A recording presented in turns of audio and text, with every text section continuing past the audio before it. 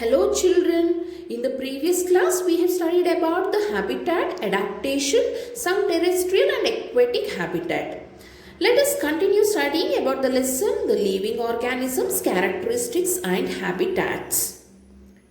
Coming to the characteristics of living organisms, we have already studied about few animals and plants living in terrestrial and aquatic habitats. Let us think of the examples from a forest. Trees, creepers, small and big animals, birds, snake, insects, rocks, soil, water, air, dry leaves, dead animals, mushrooms and moss may be some of the objects that are present in the forest. So of these, which of the things or which of them are living? Think of the objects that you see around you, and what you have to do is you have to list them into living and non-living.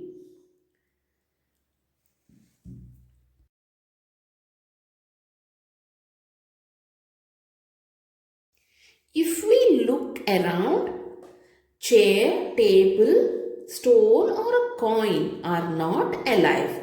Similarly, we know that we are alive. All the animals are full of life.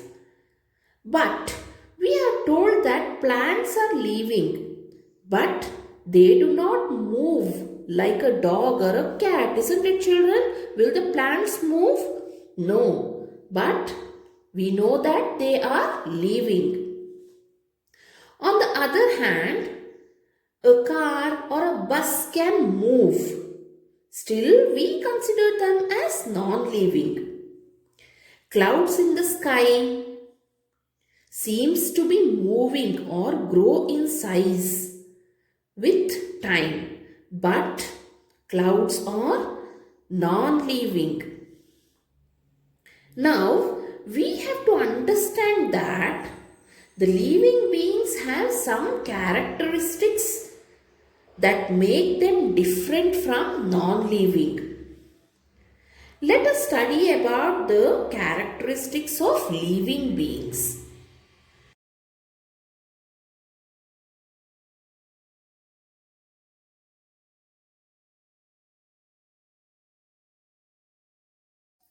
Do all organisms need food? In chapter 1, we have studied about food and we all learned that living things or living beings need food and it is essential for us to live. We have also learned that plants make their own food by the process called photosynthesis. Preparation of the food by the plants is called as photosynthesis. And animals depend on plants or other animals for their food. So food gives the organisms the energy needed for them to grow. From where do we get energy? Organisms get energy from the food they eat. Organisms also need energy for other life processes that go on inside them. Many life processes go on inside them. Okay, for the life processes, they need energy and energy comes from food. Do all organisms show growth? So in this picture, you can see that a baby is growing day by day and year after year he has become an adult. So when you were small you were like this and now you have become taller. You had a kurta or a frock or a shirt few years back, and if you try it now, will it fit you? No, because all these years you have grown taller. Isn't it, children? When you were small, you had some clothes and now it has become small. You cannot wear it. That means you have become taller. You must now realize that you are growing day by day and year after year. After few years, you will become an adult. Even the animals grow. You might have seen pups. They grow into adults.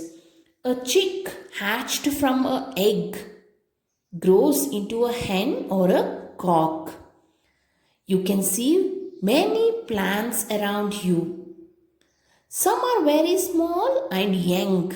Some are bigger.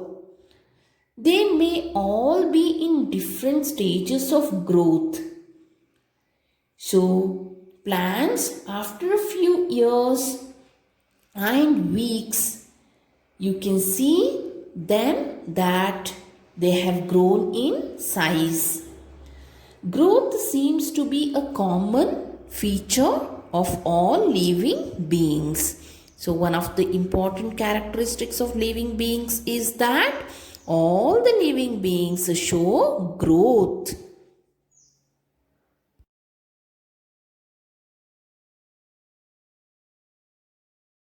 Do all organisms respire? Respiration means breathing. Can we live without breathing? No, we have to breathe, isn't it, children? So, all the living organisms show the characteristics of respiration. When we inhale the air, we take in oxygen from the air and we leave out or breathe out carbon dioxide. The oxygen we take in from the air is used by the body. We breathe out carbon dioxide produced in this process. Breathing is a part of a process called respiration. The process of breathing in animals like cows, buffaloes, dogs, or cats is similar to human beings. If you observe the animals when they are sleeping or when they are taking rest, you can see the movement of their abdomen or stomach. The slow movement of the abdomen indicates that they are breathing. Respiration is necessary for all living organisms. Through respiration only, we obtain energy from the food that we take in. Some animals may have different mechanism for the exchange of gases, which is a part of the respiration process. For example, earthworm. You all know about earthworm, which is found in the soil. Earthworms breathe through their skin. Fish, we have learned in the previous lessons that it has got gills for the process of respiration. Gills will use oxygen that is present in water. The gills absorb oxygen from the air dissolved in water.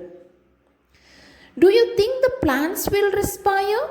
Yes, of course, even the plants also respire. Exchange of gases in plants mainly takes place through leaves. The leaves will have tiny pores in them. These tiny pores are known as stomata. And through the stomata or the tiny pores, the exchange of gases take place. Even the plants use oxygen for respiration. They take in oxygen and they give out carbon dioxide to the air. So during respiration, even the plants take in oxygen and give out carbon dioxide. We learned that in sunlight, plants use carbon dioxide to produce food and give out oxygen. The amount of oxygen released in the process of food preparation by plants is much more than the oxygen that is used in respiration. So during photosynthesis, you must understand that carbon dioxide will be used by the plants. They take in carbon dioxide and leave out oxygen. Whereas in case of respiration, like the animals, they use oxygen and they leave out carbon dioxide. So now we can say that photosynthesis is opposite of respiration in case of plants. Respiration in plants takes place day and night. Do all organisms respond to stimuli? What do you mean by stimuli, children? A thing or event that evokes a specific functional reaction in any organ or tissue is known as stimuli or stimulus. For example, if you suddenly step on a sharp object like a thorn, what you will do? You will respond suddenly. You will shout, isn't it? You will shout in pain. If you see a snake suddenly, of course, you will run away from there immediately. So that is known as stimuli reaction or a sudden reaction or a response. If you suddenly move from a dark place into bright sunlight, what will happen? Your eyes will shut themselves automatically. So, all these are the examples where you show some reactions or responses. That means all the living beings respond immediately to changes in the surroundings. These changes in the surroundings that make us respond to them are called as stimuli. Understood?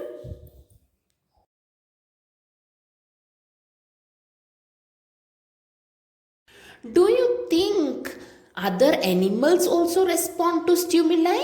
Yes, of course they do. For example, you have to observe the behavior of your pet animals. When the food is served to them, they suddenly become active on seeing the food itself. Isn't it, children? Have you all observed your pet dog or cat? As they get the smell of the food, they react to you. Then, when you move towards a bird, what it will do? It will just fly away from there immediately. Wild animals run away when bright light is flashed towards them. Similarly, you might have observed the cockroaches at home. They move to their hiding places if at all light in the kitchen is switched on at night. So, you have to think of some more examples like this. One more question is, do plants also respond to stimuli? Of course, they do. You might have observed the plants growing towards the sunlight, isn't it? If you keep your garden plants in shade in front of your house, if it is in the shade, all the leaves or flowers bloom towards the sunlight. They bend towards the sunlight. The plant itself sometimes will bend towards the source of light. So we can say that even the plants respond to stimuli. In some plants, flowers close after sunset. In some plants like mimosa, or in common it is called as touch-me-not plant.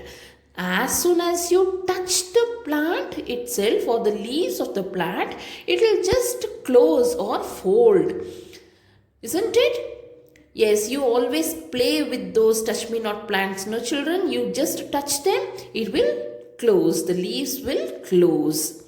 So these are the examples of responses of plants towards changes in the surroundings. So now you all understood that responding to stimuli is also one of the characteristics of living beings.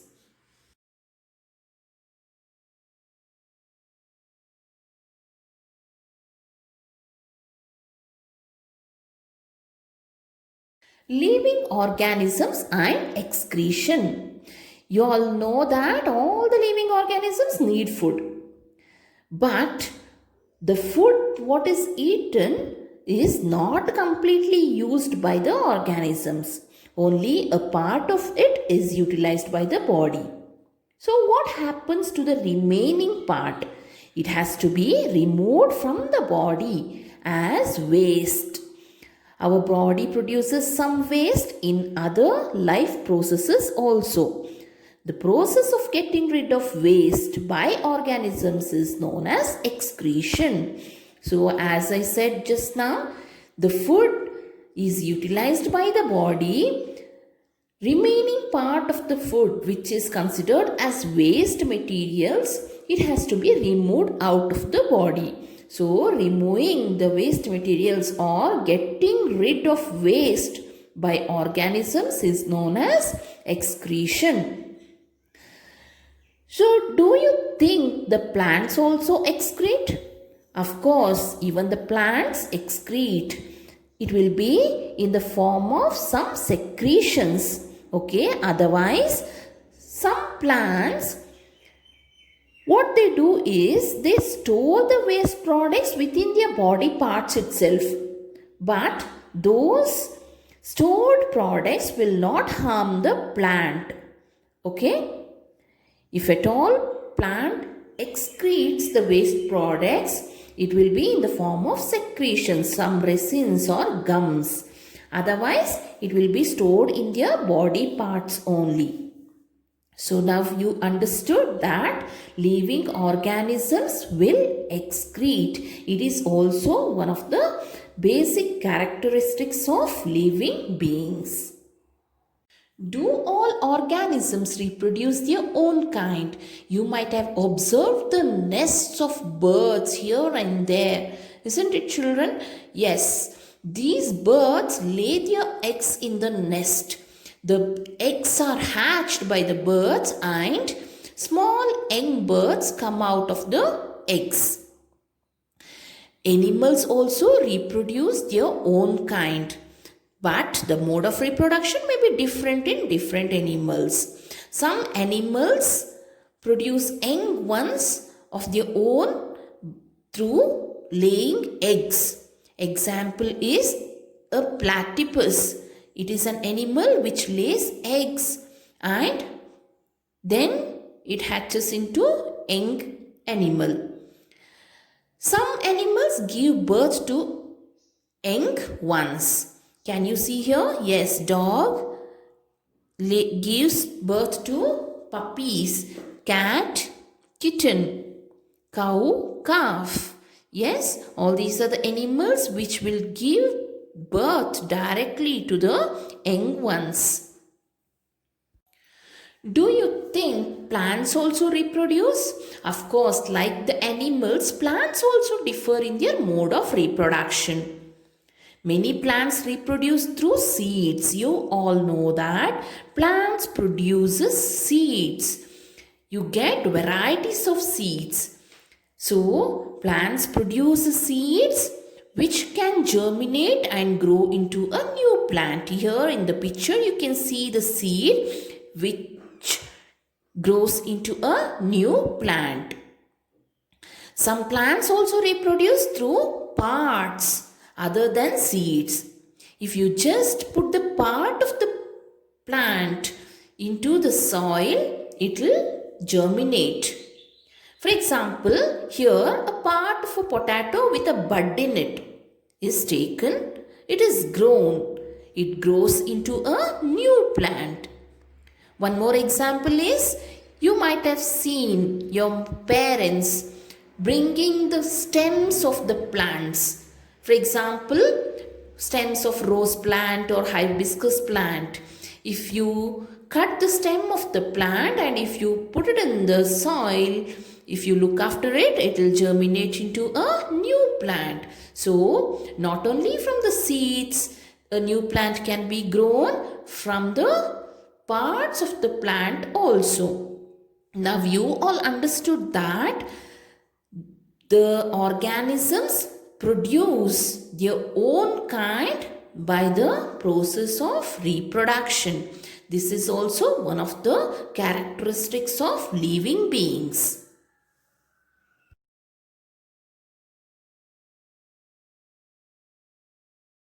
Do all organisms move? It is common that animals move from one place to another, and all of us know that. Even they show the body movements also. But what about the plants? Plants are generally fixed in the soil, so they cannot move from one place to another. But we have to understand that various substances like water, minerals, and the food synthesized by the plants move from one part of the plant to another part.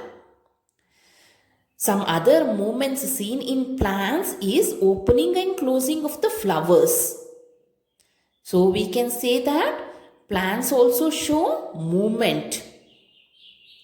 And we studied about response to stimuli also in case of plants.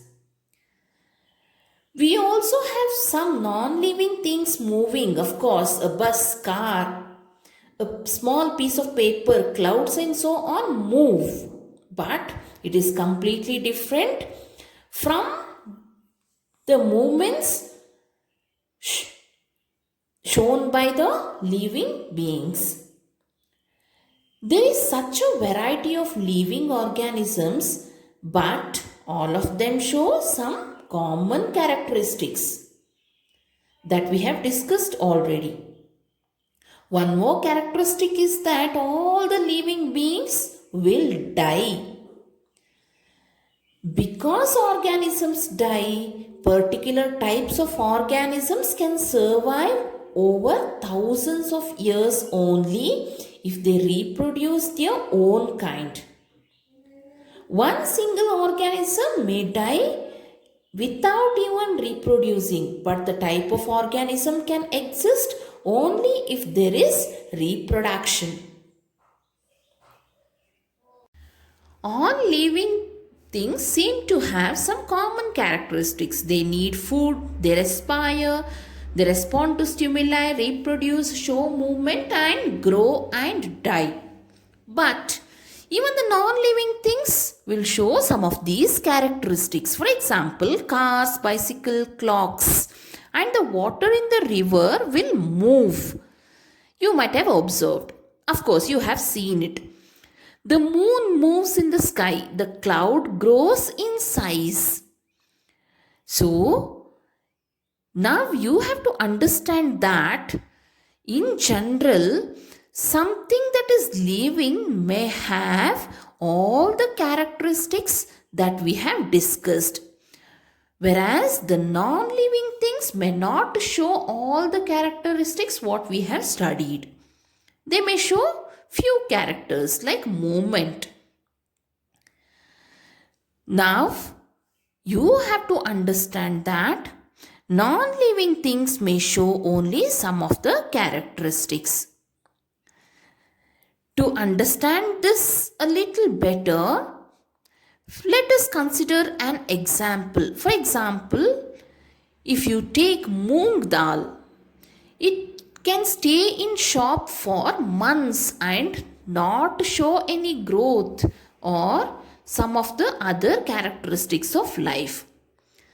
But when we bring the same seed and plant it in the soil, water it, and it turns into a whole plant. Did the seed need food? Did it excrete, grow or reproduce when it was in the shop for many months? No, isn't it? We see that there can be cases when we cannot easily say that a thing has all the characteristics that we have discussed for it to be called living. Then what is life? One more example, push your hand deep inside a sack of wheat. You feel warm inside. There is some heat being produced inside the sack of wheat. The seeds respire and in that process give out some heat. We see that respiration is a process that takes place in seeds even when some of the other life processes may not be very active. So, what is life? To understand this, we have to look around, see and observe our environment. We see diversity of living beings around us. Life is beautiful. Only thing is that we people must live together along with other organisms in the environment or in earth. Then only life is beautiful. Now, did you all understand, children, about the living and non-living beings? Yes, living creatures, non-living things, their characteristics. Okay.